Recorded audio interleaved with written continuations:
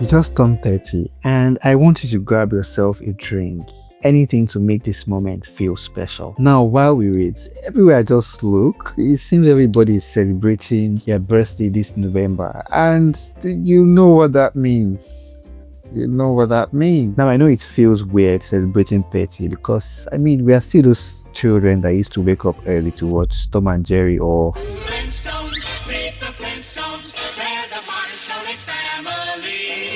the only difference now is we wake up to work emails or stress. Or if you're like me, waking up to disturb my madam.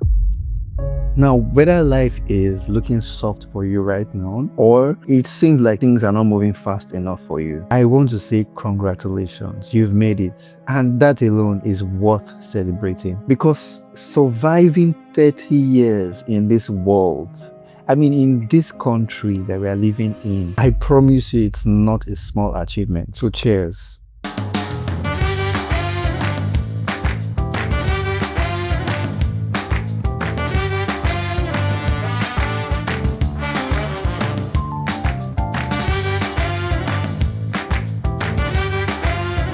Now, before I talk about where we are going, let's rewind a bit. Let's remember where it all started. Those tiny things that quietly built who we have become today. Yeah. My granny told me stories. I've always wondered when I first became conscious. That exact moment when your brain goes from just existing to suddenly understanding that you exist. For me, it was my grandma shouting, "Go inside," while I was still playing police and thief with my neighbor. I was sneaking to their house to watch End of the Wicked.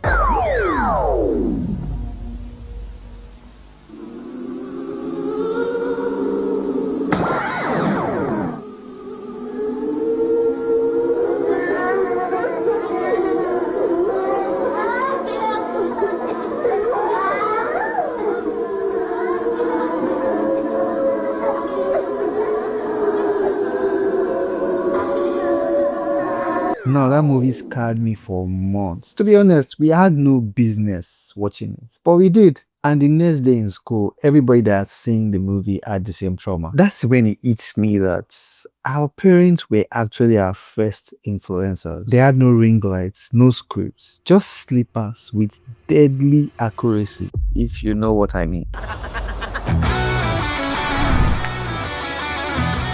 are you doing? Siap-siap! Chancla! Chinelas! Cepal! Aku pukul!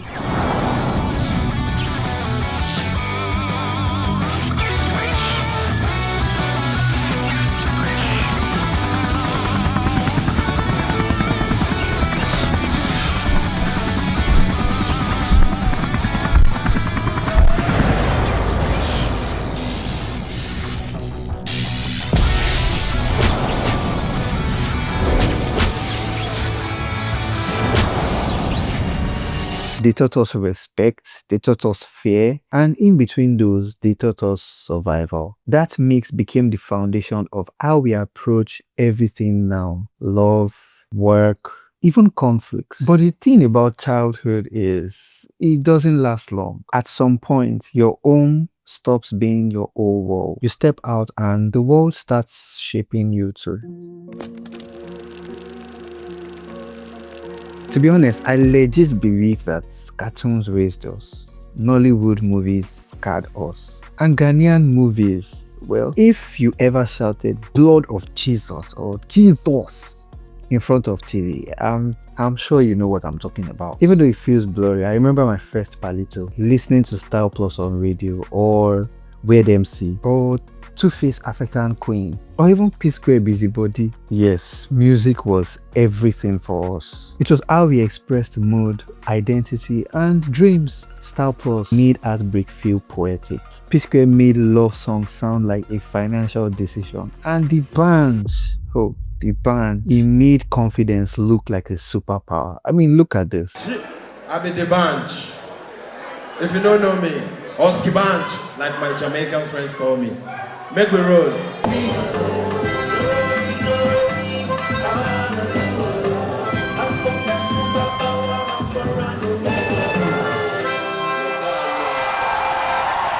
We didn't just listen, we absorbed. Our brains learned emotions through sound. I mean, that's why heartbreak needs playlists. And that's why silence feels weird to us. Because we grew up processing our feelings through music. And then the internet came. Oh my God. Do you remember MySpace, i5, Facebook? I actually remember when Facebook first came to go, which was Skimmy. I'm sure you do. We went from shy to oversharing. If someone posted feeling sad on their status, oh my God, you start seeing comments or, oh, sorry there, how can I make you feel better? That was emotional validation 1.0. Those early moments of posting and chatting taught us how to be seen and how to perform. Attention became currency. Connection became content. And we didn't even know that our brains were getting rewired. It's funny because all we wanted was to belong. And we didn't know that that desire would follow us everywhere. We all had to go to school, get good grades, get good jobs. But nobody warned or told us that the economy will stress you.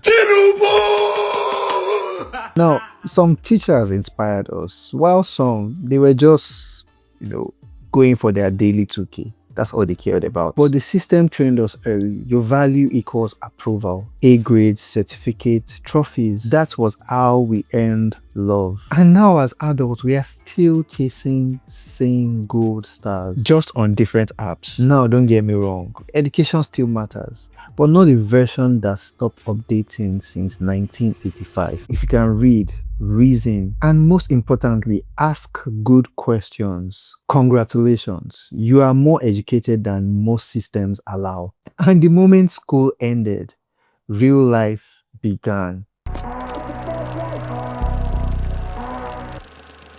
Adulthood is a scam. Adulthood is a scam. Adulthood is a scam. Yes, it is a scam. I personally will agree that adulthood is a scam. And the reason is simple. There was no warning, there was no tutorial. It was just vibes and bills. One day you're asking for permission to go out, and the next day you're explaining to your landlord why you need just one more week.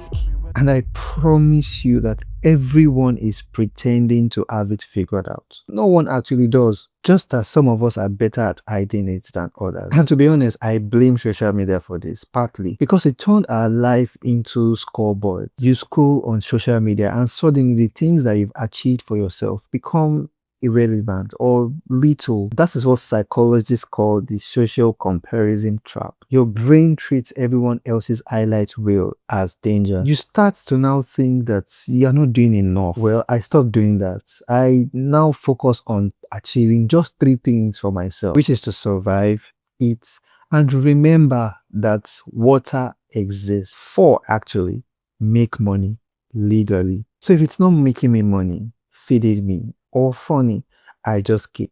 Because life already is hard enough. Why should I be auditioning for more stress?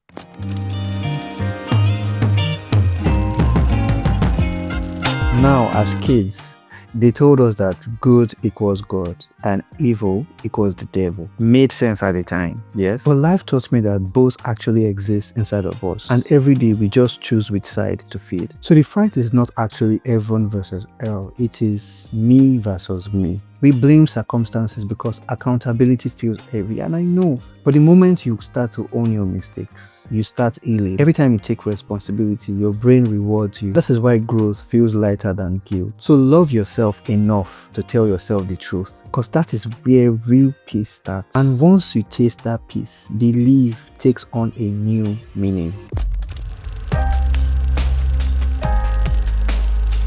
Speaking about belief, it used to sound religious to me. Now it just means trust. I mean, trusting that I can rebuild if things fall apart. I learned to love myself first, not selfishly, but so I can actually love others without draining myself. Because you can't pour peace from chaos. You are responsible for you. Push yourself first, and help will find you. But if you wait for rescue, you'll drown even before the help arrives. So I chose to believe in myself, because I mean, if God created me in his own image, then that means I carry some of that creative power too. I've seen what happens when I trust that voice. I mean, that one that tells me to keep going even when it doesn't make sense. And it's not some loud magical voice. It's the calm that shows up after honesty. And when you find that kind of peace, you stop chasing control. You start practicing acceptance.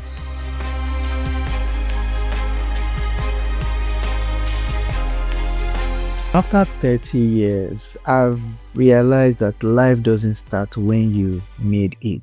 It starts when you accept yourself. When you stop chasing what everyone else has. When you stop rushing to catch up. When peace becomes the new definition of success. You realize your parents were just humans trying to figure it out too. So you forgive them, you forgive yourself, and you move forward lighter. If you are 30 and you still feel lost, that is okay. You are not late. You are just living. Let's take it that everything that happened before now was just training. This awareness, this video is the real beginning. And when that sinks in, you finally understand what celebration truly means. It's your birthday.